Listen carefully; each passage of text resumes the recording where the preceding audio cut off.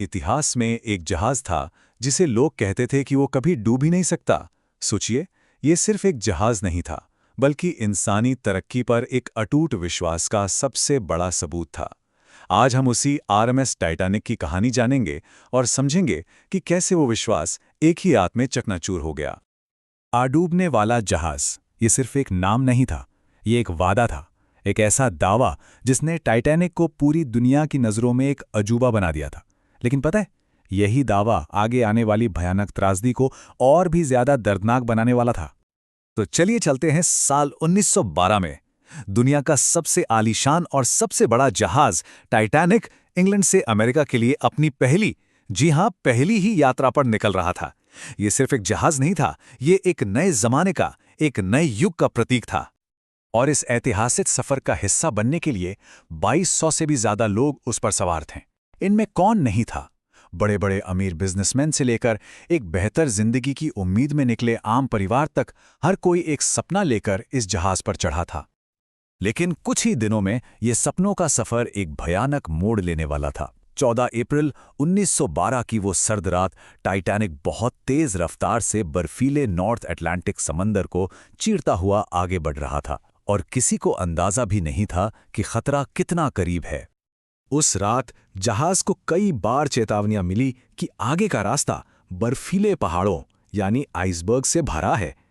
लेकिन शायद अपने कभी ना डूबने वाले टैग के भरोसे में जहाज की रफ्तार कमी नहीं की गई।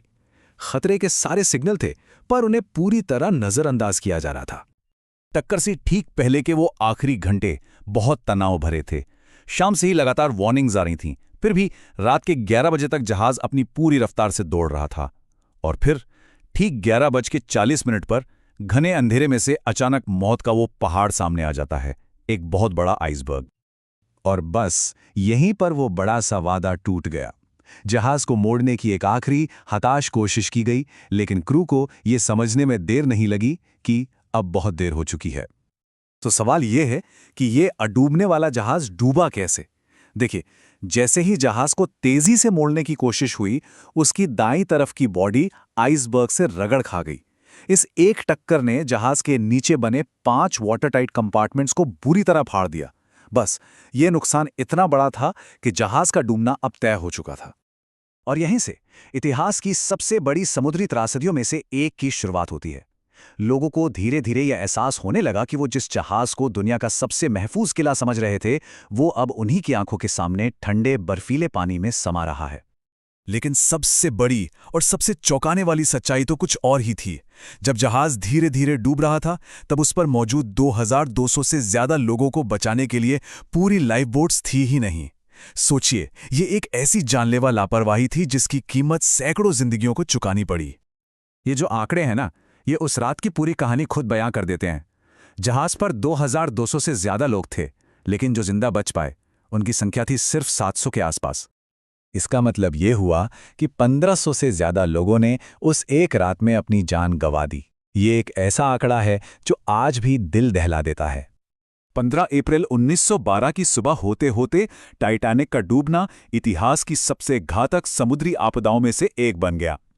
समंदर ने दुनिया के उस अडूबने वाले जहाज को हमेशा हमेशा के लिए अपनी गहराइयों में समा लिया। देखिए, टाइटैनिक की कहानी सिर्फ एक जहाज के डूबने की नहीं है।